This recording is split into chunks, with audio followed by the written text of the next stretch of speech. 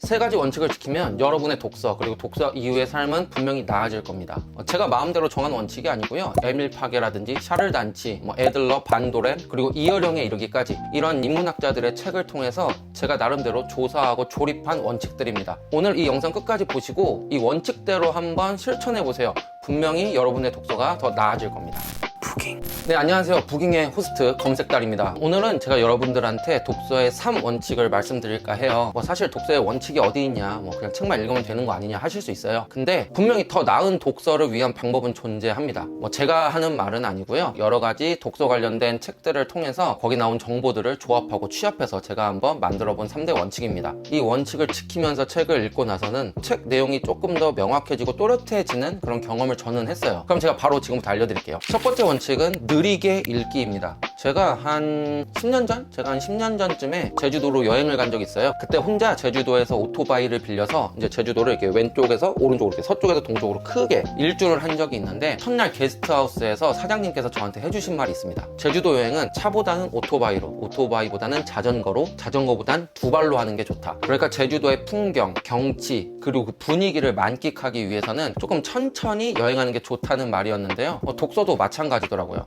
프랑스의 인문학자인 에밀 파게가 쓴 책 단단한 독서에 보면은 그 내용이 잘 나와 있습니다. 느리게 읽기만이 유일한 보편적 읽기의 법칙이다. 나머지는 그냥 기술일 뿐. 제가 진짜 느리게 읽기를 실천해 보니까 정말 좋더라고요. 어떤 단어 그리고 문장이 가진 의미를 좀 더 잘 흡수할 수 있게 되고, 작가가 이 단어를 왜 썼을까, 그리고 이 문장은 왜 굳이 집어넣었을까, 이런 생각을 하면서 읽게 돼요. 그렇게 하면은 책을 읽는 속도는 분명 느리지만 책을 조금 더 깊게 탐험하는, 깊게 여행하는 느낌이 들게 됩니다. 저 같은 경우에는 천천히 읽기를 어떻게 실천하고 있냐면, 쉼표, 마침표, 그리고 느낌표 이런 것들을 더 잘 보고 더 잘 느껴보려고 노력합니다. 쉼표가 있는 부분에서는 정말 잠깐 한 타임 쉬어가면서 앞문장과 뒷문장이 어떻게 연결되는지, 이 두 문장이 정확하게 어떤 의미를 갖고 있는지 이런 걸 다시 한번 생각해보고, 물음표가 붙어있을 때는 정확하게 어떤 걸 묻고 싶은 건지, 이런 식으로 그 문장 부호에 맞는 생각을 제가 다시 한번 하는 거죠. 문장 부호의 의미를 음미해가면서 책을 읽다 보면 책에 숨겨진 풍미 같은 것까지 느끼실 수 있을 거예요. 조급함은 나태함의 또 다른 모습이다 라고 이제 에밀 파게가 말을 했는데, 독서 역시도 너무 조급하게 읽지 말고 천천히 시간을 갖고 여유 있게 읽는 것을 정말 추천드립니다. 두 번째는 비판하며 읽기입니다. 책을 읽을 때는 비판적인 자세를 견지하고 읽는 게 상당히 중요합니다. 근데 사실 이게 진짜 우리나라 사람들은 잘 체득이 안 돼 있는 것 같아요. 저만 해도 그렇거든요. 중고등학교 때,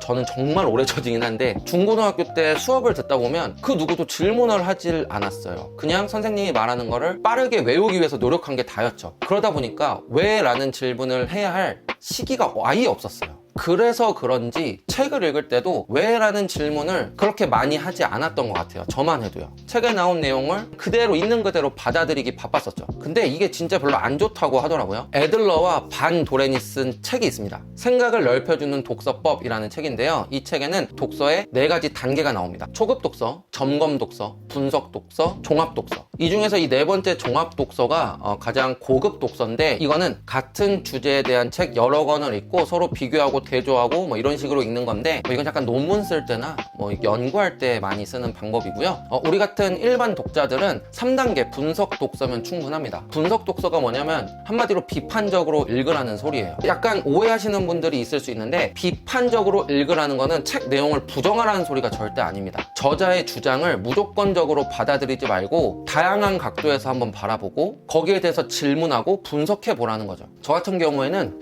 예전에 어떤 책에서 한 교수님이 쓴 글을 봤어요. 힙합에 대한 내용이었는데, 제가 또 유명한 국힙바입니다. 특히 빈지노 바인데, 샤라우트 빈지노.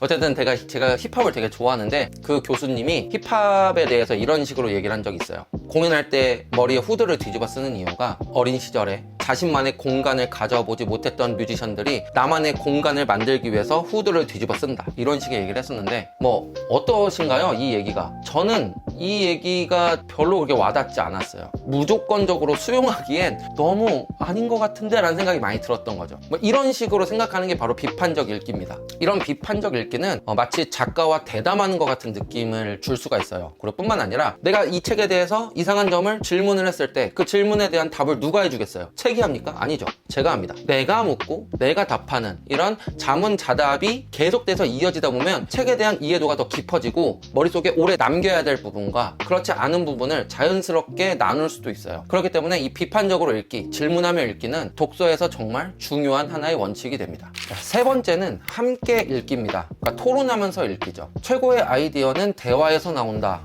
소크라테스가 한 말인데요. 대화를 하다 보면 미처 내가 인지하지 못했던 어떤 무의식에 있던 말들이 툭툭 나올 때가 있어요. 근데 그 말이 생각보다 중요한 포인트를 찝거나 그 책을 관통하는 핵심인 경우가 되게 많습니다. 대화를 통해서 그런 것들을 계속 수집해 나가면은 그 책에 대한 이해도가 점점 높아지겠죠. 그리고 대화를 하다 보면 다른 사람의 통찰을 내 것으로 만들 수도 있고요. 내가 혼자 읽을 때 애매했던 단어나 문장의 뜻을 좀 더 명확하고 확실하게 이해할 수 있게 됩니다. 뿐만 아니라 토론에 또 하나 유익한 점이 있어요. 바로 책 내용을 오래 기억에 남게 해준다는 겁니다. 토론을 하다 보면 그 주제에 대해서 계속해서 생각하고 되새김질하고 이렇게 보고 이렇게 보고 막 왔다 갔다 하잖아요. 그것만으로도 내 머릿속에 그냥 그 내용이 각인이 되어버리는 것 같아요. 토론이 치열하고 활발하고 진지할수록 그 내용이 훨씬 더 오래 기억에 남게 되는 것 같더라고요. 저만 해도 독서 모임을 했던 책 그리고 안 했던 책 이렇게 나누고 보면 했던 책에 있는 내용이 훨씬 더 많이 그리고 또 또렷하게 기억에 남아 있습니다. 그래서 책을 그냥 읽는 데서 멈추지 말고 읽고 공유하는 게 정말 꼭 필요하다고 생각해요. 그 공유가 남들한테도 도움이 되지만 나한테도 엄청 큰 도움이 됩니다.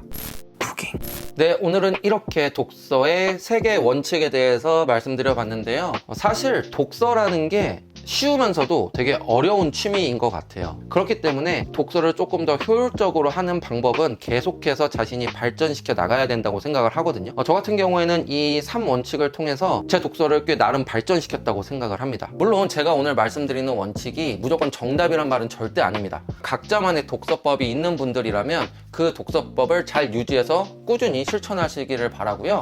혹시나 새로운 독서법을 찾고 있는 분들 아니면은 제가 오늘 소개해드린 독서법이 마음에 드신 분들이라면 꼭 한번 실제로 적용해 보시길 추천드리겠습니다. 분명 달라진 독서 생활을 느끼실 수 있을 거예요. 자, 그럼 오늘 컨텐츠는 여기까지고요. 저는 다음에 더 좋은 컨텐츠로 찾아뵙겠습니다. 오늘 컨텐츠 좋으셨으면 구독하고 좋아요 눌러주시는 거 잊지 마시고요. 저는 다음에 또 찾아뵙겠습니다. 안녕히 계세요.